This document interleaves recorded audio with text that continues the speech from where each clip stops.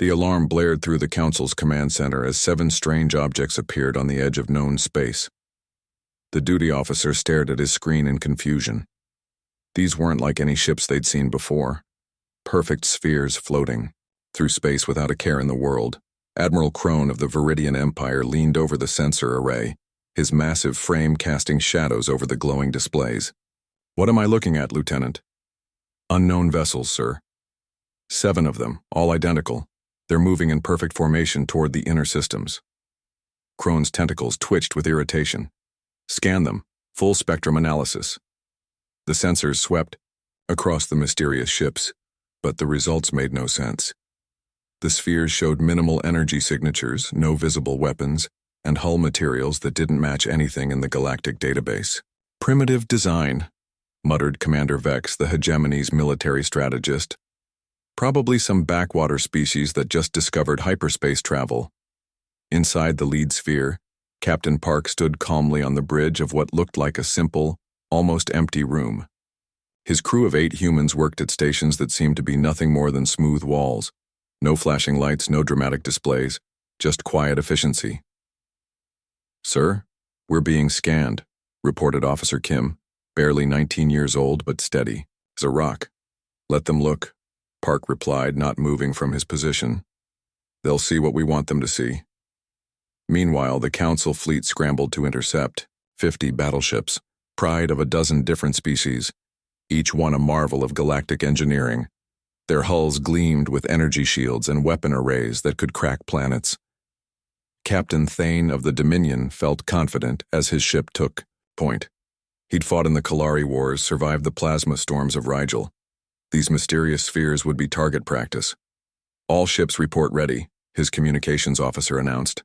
"Excellent. Let's show these newcomers how we handle uninvited guests." The human spheres continued their steady approach, apparently oblivious to the massive war fleet moving to intercept them. In the Dauntless, Lieutenant Wan monitored the approaching ships with almost casual interest. "They're powering weapons," she reported. Captain Park nodded. "Remind me again why we're doing this the hard way?" "Orders from Earth Command," replied Sergeant Lee, the youngest human on the ship. "Full revelation protocol. Let them make the first move." "Understood. All ships maintain formation. Passive defense only." The 2 fleets closed the distance. The Council ships spread into a classic attack formation, while the human spheres simply continued forward in their perfect line. Admiral Crone activated the general comm channel. "Unknown vessels, you are in violation of Council space. Identify yourselves and state your purpose." For long moments only static answered. Then a voice came through, speaking perfect galactic standard but with an accent none of them recognized. "Council vessels, this is Captain Park of the Earth Expeditionary Fleet. We are conducting a routine survey of our historical territories. We mean no harm and request safe passage." Crone's officers exchanged glances. "Earth? That was a myth, a dead world from the old stories." "There is no Earth," Crone broadcast back. "That world was consumed by its star millennia ago.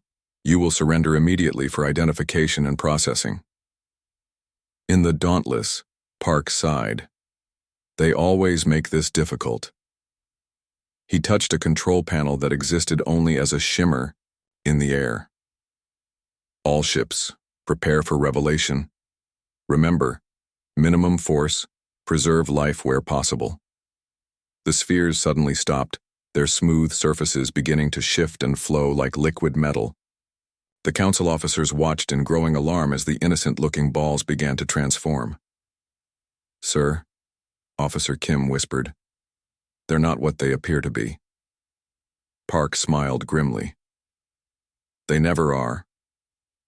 Admiral Crone watched as the mysterious spheres froze in space.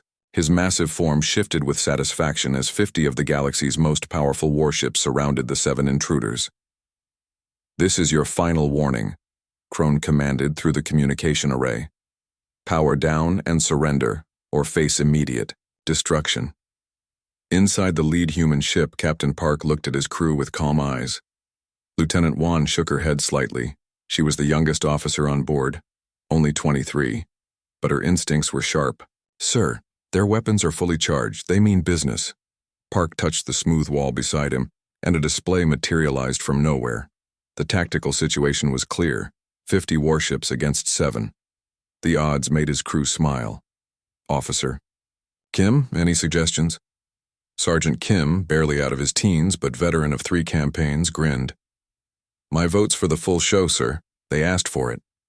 The council ships held their formation, weapons locked onto the spheres. Captain Thane, of the Dominion, felt the familiar rush of combat. These mysterious visitors would learn respect for council might. All ships prepare to fire on my mark, Crone ordered. What he didn't know was that inside each human sphere, crews were preparing for something completely different.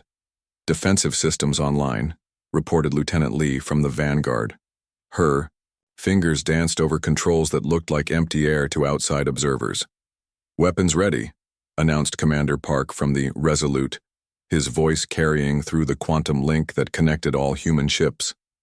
The younger crew members, some barely 18, showed no fear. They'd trained for this moment their entire lives. Sir, Officer Wan called softly to Captain Park, should we show them gradual reveal or full transformation? Park considered. Earth Command had been clear. They wanted maximum impact. Full reveal. These people need to understand what they're dealing with. Admiral Crone had fought many battles. He'd seen plasma cannons tear through space and watched gravity bombs collapse entire fleets, but he'd never seen anything like what happened next. The 7 spheres began to change. Their perfectly smooth surfaces rippled like water, then flowed outward in impossible patterns. The metal seemed alive, growing and reshaping itself according to some hidden design. What in the name of the first gods? Whispered Captain Thane. Within seconds, the harmless spheres had transformed into something that defied every principle of galactic engineering. Massive ships took shape, not built, but grown from the original sphere material. They were beautiful, in a way that hurt to look at, all flowing lines and organic curves that no species had ever achieved. The youngest human crew member aboard the Dauntless, Cadet Young, who just graduated Academy, watched the transformation with pride. Always gives me chills, he murmured. Fire! Fire all weapons, Crone roared. 50 ships unleashed everything they had. Plasma beams, quantum torpedoes, and disruptor rays filled the space between the fleets with deadly light. The combined firepower could have cracked a moon. The human ships just sat there and took it. Energy barriers that the Council engineers would later declare impossible absorbed every shot. The attacks didn't even create ripples on their surfaces. It was like throwing pebbles at a mountain. Captain Park's voice came through the comm system again, still perfectly calm. We strongly advise you to stand down.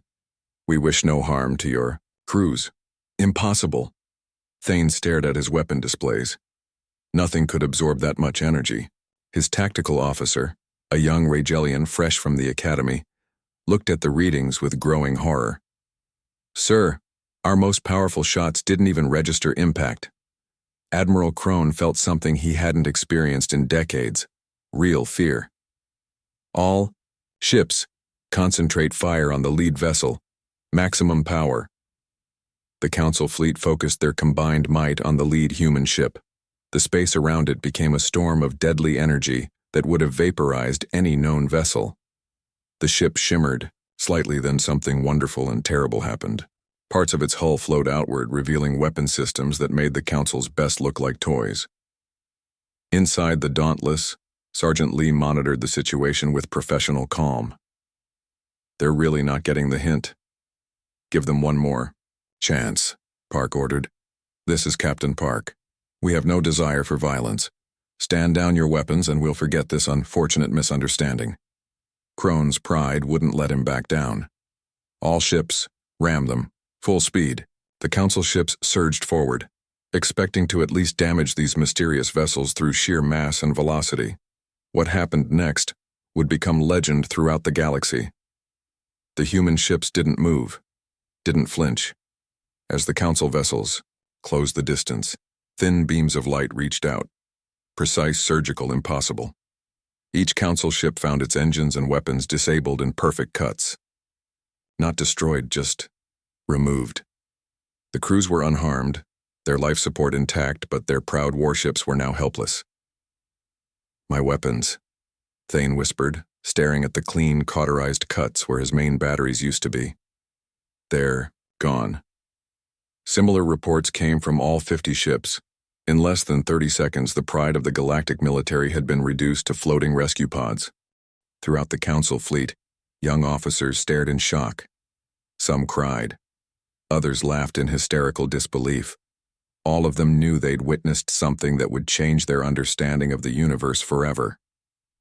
Captain Park's voice filled the silence one more time. Council vessels, your crews are safe. We suggest you return to your bases. We have a survey to complete. With that, the 7 human ships resumed their original course, leaving 50 disabled warships floating in space, their crews trying to comprehend what had just happened to everything they thought they knew about power in the galaxy. The 7 spheres began to unfold like giant metal flowers blooming in space. What the Council fleet witnessed defied everything they thought they knew about starship construction. Captain Park stood quietly in the Dauntless as his ship transformed around him. The walls themselves seemed alive, flowing and reshaping without any visible machinery. Young Cadet Young watched in fascination. Even after 2 years of training, the sight still amazed him. Surface reconfigurations at 60%, reported Lieutenant Wan, her fingers dancing through holographic displays that appeared and disappeared like ghosts. Outside, Admiral Crone felt his stomach drop as he watched the impossible.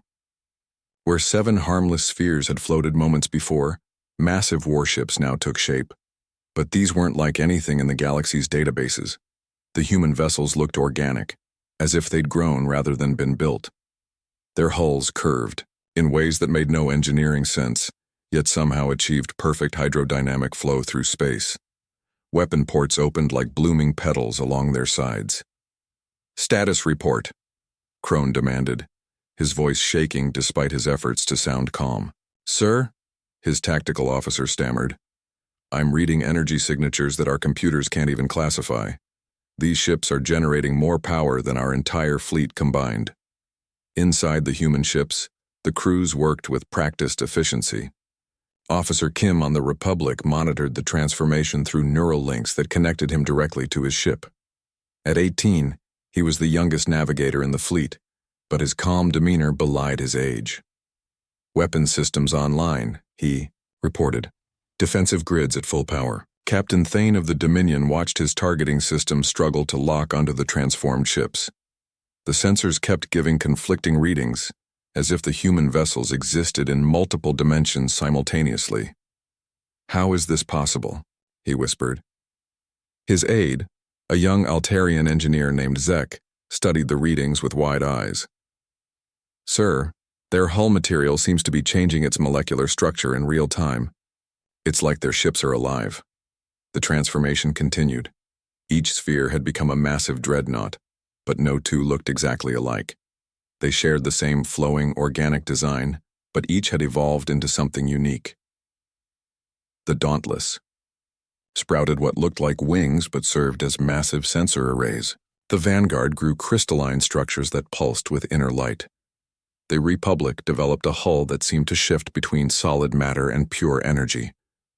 "My God," breathed Captain Thane. "What are they?" Park's voice answered over the comms as if he'd heard the question. "We are what we've always been. Humans. Children of Earth, grown beyond your current understanding." Sergeant Lee, monitoring communications from the Resolute, was barely 20 but spoke with the wisdom of someone who'd seen classified files. "Captain Park, they're trying to scan our internal systems." "Let them try," Park replied with amusement. The Council scanners penetrated the outer hulls but found nothing that made sense. The interior spaces seemed larger than the exterior dimensions allowed. Corridors of light led to rooms that existed in folded space. Admiral Crone's engineering team worked frantically to understand what they were seeing. "Sir," reported Chief, Engineer Vax, sweat beading on his reptilian skin, "their technology doesn't match any known physics. They're using forces we haven't even theorized about." "Recommend immediate withdrawal," suggested Captain Thane, his pride warring with common sense. But Crone's military training wouldn't let him back down. "All ships maintain formation. These creatures may have superior technology, but we have numbers. Inside, the human ships, the younger crew members shared knowing looks. Cadet Park on the Freedom was fresh from the academy, but like all human children, he'd learned galactic history from an early age. They always think numbers matter, he commented, to his squad leader. They'll learn, replied Sergeant Juan with a sad smile. They always do. The Council fleet had spread into attack formation, 50 powerful warships against 7.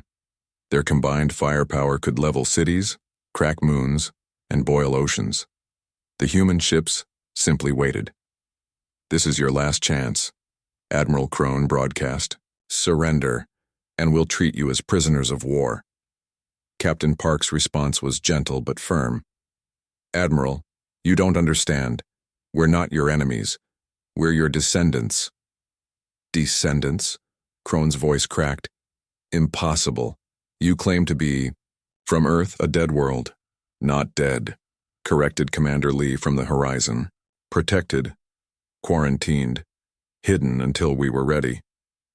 The transformation was complete. 7 ships that seemed to defy natural law floated in perfect formation.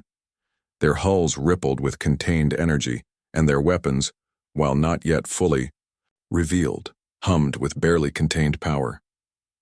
Young Officer Jung looked at his readings and felt a strange mix of pride and sadness. They have no idea what they're about to experience. Open weapons bays, Park ordered quietly. Show them what they're really facing. The human ship's hulls flowed open like unfolding origami. What emerged made the council officers gasp in unified horror and wonder. Cannons the size of city blocks extended from impossible spaces. Weapon arrays that seemed to exist in multiple dimensions simultaneously powered up with a sound like singing crystal. The energy readings spiked beyond any scale the council had ever imagined. But perhaps most disturbing was the fact that none of it looked like weapons at all. The human armaments were beautiful, artistic, more like living sculptures than instruments of war. Take defensive positions, Crone screamed, finally understanding that he'd made a terrible mistake. But it was already too late. The humans had revealed themselves, and nothing in the galaxy would ever be the same again. The council ships limped back to their base stations, their crews in shock. What should have been a simple capture mission had turned into something that would haunt their dreams forever.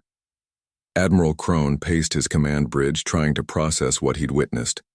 Get me everything we have on Earth, he barked at his aide, a young officer named Vex who looked ready to collapse from stress. Sir, there isn't much, Vex replied nervously. Just old legends and fragments. Meanwhile, on distant planets throughout the galaxy, emergency sessions convened. The most powerful beings in known space gathered virtually, their holograms flickering with the same question. What were those ships? Chancellor Drix of the Hegemony, a being so old that his species had forgotten their original name, studied the battle recordings with growing dread. These aren't just advanced ships, he muttered. They're something else entirely. On the core worlds, young historians were pulled from their studies and rushed to the archives. One of them, a brilliant scholar named Kara, made the first connection. The spheres, she whispered, staring at ancient texts that few had bothered to read in centuries. They matched the descriptions from the First Era. Back on the human ships, Captain Park stood in what appeared to be an observation lounge, but was actually a complex quantum space that existed in multiple dimensions. Officer 1, despite her youth, understood the weight of what they'd done. Sir, we've certainly gotten their attention, she said simply. Park nodded, watching the distant stars. 15,000 years of preparation. It was time they learned the truth. The archives on Citadel Station hadn't been fully accessed in millennia. Dust-covered storage units that contained the deepest secrets of galactic history. Now teams of researchers worked frantically to unlock them. Dr. Zen, the galaxy's leading xenoarchaeologist, made the discovery that changed everything. Deep in a data crystal that hadn't been read in over 10,000 years, he found the truth. By the void, he whispered, calling his assistant over. Look at this. The young aide, fresh from university, read the ancient text with growing amazement. Sir, this says that Earth was never destroyed. It says the humans were quarantined. Not quarantined, Dr. Zen corrected, his voice hollow. We were quarantined. The revelation spread through the galactic government like wildfire. What they'd always believed about their own history was a lie. The galaxy they thought they ruled was actually a reservation. On the Dauntless, Captain Park received a message from Earth Command. The young communication officer, Cadet Jin, looked nervous as he delivered it. Sir, Command says the full archives are being released to our database. Should I share them with the crew? Of course, Park replied. They have the right to know their full heritage. The human crew members were young by galactic standards, but they carried knowledge that was older than most civilizations. As the archives unlocked, they learned details their education had only hinted at. Lieutenant Lee, barely 22, read about the first species with wonder. The originators weren't aliens at all, she said to her squad. They were the first generation of humans to leave Earth. The truth was staggering. What the galaxy called the first species, the mysterious race that had built the great structures and then vanished, were early human explorers. They'd seeded the galaxy with life, guided the development of countless species, and then retreated to allow those species to grow. But they'd made one mistake. Some of their creations had become aggressive, threatening younger species. So the originators had created the barrier, a massive construct that separated the core galaxy from the outer regions where humanity continued to evolve. Council High Command finally gathered an emergency session. The recordings from the battle showed ships that defied every natural law they knew. Admiral Crone stood before beings that had ruled the galaxy for millennia, delivering the most important report of his life. They called themselves humans from Earth, he said, voice shaking. But Earth is supposed to be a dead world. Ancient Chancellor Yix, whose consciousness had been transferred between bodies for over 5,000 years, suddenly went very still. Show me the recordings again. As the battle footage played, recognition dawned in the ancient being's mind. The spheres, he whispered. The perfect spheres, I've seen them before in the oldest records. The chamber erupted as beings realized what this meant. One of the younger delegates, a mere 300 years old, asked the question everyone feared. Are we the prisoners here? The answer came from the archives themselves. Deep in the most protected vaults, they found the treaties of arrangement. Documents older than their oldest civilizations. The humans hadn't been destroyed. They'd agreed to let the galactic species develop independently within a protected space while humanity explored beyond. Now, it seemed, that arrangement was ending. Back on the human ships, the younger crew members felt the weight of history. Sergeant Park, no relation to the captain, was only 19 but understood what was coming next. We're not just revealing ourselves, he told his team. We're preparing them for contact with the true galaxy. Captain Park received another message from Earth Command. The orders were clear.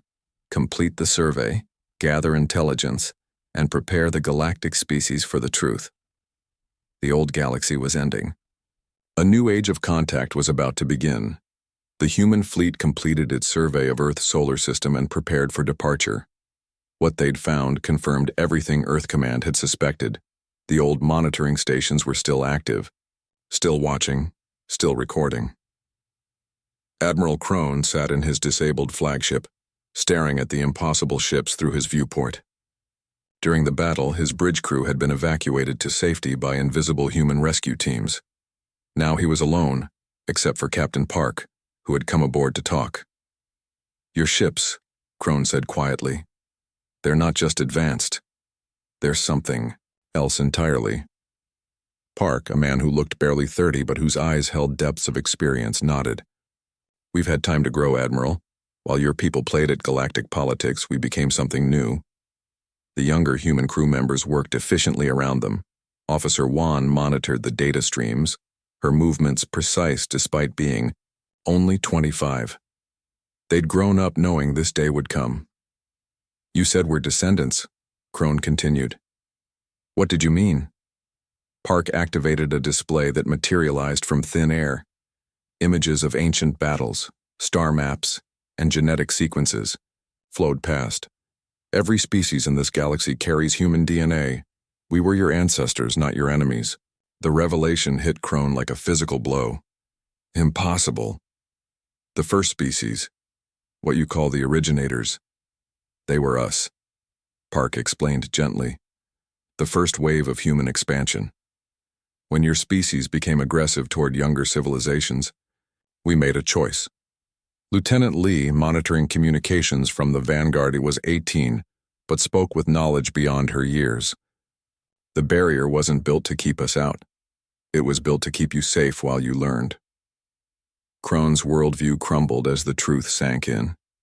Everything he'd believed about galactic history was wrong. The reservation? We're the ones in the cage? Not a cage, Park corrected. A nursery. A protected space where thousands of species could grow and develop without interference. On Citadel Station, panic spread through the halls of power. The galactic leaders who had thought themselves the masters of the universe now realized they were students in a cosmic classroom. Chancellor Drix, his ancient mind struggling to process the implications, called for emergency measures. Contact their fleet immediately. We must negotiate. Young communications officer Zara tried repeatedly to reach the human ships. The spheres were already moving toward the edge of the galaxy, their perfect formation never wavering. Inside the human vessels, crews barely out of their teens operated technology that made galactic standards look primitive. Cadet Park on the Resolute monitored dozens of star systems simultaneously through neural links no other species could comprehend. "Sir," he reported to Commander Kim, "the Council is trying to establish diplomatic relations." Kim, at 28, one of the older crew members, smiled. "Tell them we appreciate their interest, but we have a schedule to keep." Admiral Crone watched through his viewport as Captain Park prepared to leave. "What happens now? To us, I mean?" "You continue growing," Park replied. "The barrier is lifting, but gradually. Your species will have time to adapt." The human captain paused at the doorway. "We've been patient teachers for 15,000 years, Admiral. We'll continue to be patient." As the human ships reached the galaxy's edge, something extraordinary happened. The space before them shimmered and tore open like fabric, revealing stars that burned with colors the Council had never seen. Officer Wan gasped despite her training. Beyond the tear lay the true galaxy, vast beyond imagination, filled with wonders that made their known space look like a small pond. "The real universe," whispered Sergeant Lee, barely 21 but already a veteran of 3 expeditions. "We're going home." Back on Citadel Station, long-range sensors detected the impossible. The space the humans had opened showed star patterns that didn't match any in their databases. This wasn't just another part of their galaxy. It was something far larger. Dr. Zen, the xenoarchaeologist who'd first uncovered the truth, studied the readings with growing awe. "They weren't lying," he told his young assistant. "We really are, just a small part of something immense." The human ships began to enter the portal they'd created. As they passed through, messages streamed back to the Council worlds. Captain Park's final broadcast was simple. "The age of isolation is ending. Prepare yourselves. The true galaxy awaits." On the Dauntless, the youngest crew member, a 17-year-old, navigation specialist named Cadet Jung, watched their home galaxy shrink behind them. He'd been born in space, never seen Earth except in holographic records. "Will we come back?" he asked Captain Park. Park smiled, looking at his young crew, humanity's future. "Oh yes, we'll be back. But when we return, it won't be as strangers." The portal closed behind them, leaving the galactic civilizations to contemplate a new reality. They weren't alone. They never had been. And now their real education was about to begin. In the vast emptiness where the human fleet had vanished, Admiral Crone, floating in his disabled ship, felt something he hadn't experienced in decades. Hope. The universe had just become infinitely larger and more wonderful than he'd ever imagined. The age of the galactic reservation was ending. The age of true contact was about to begin.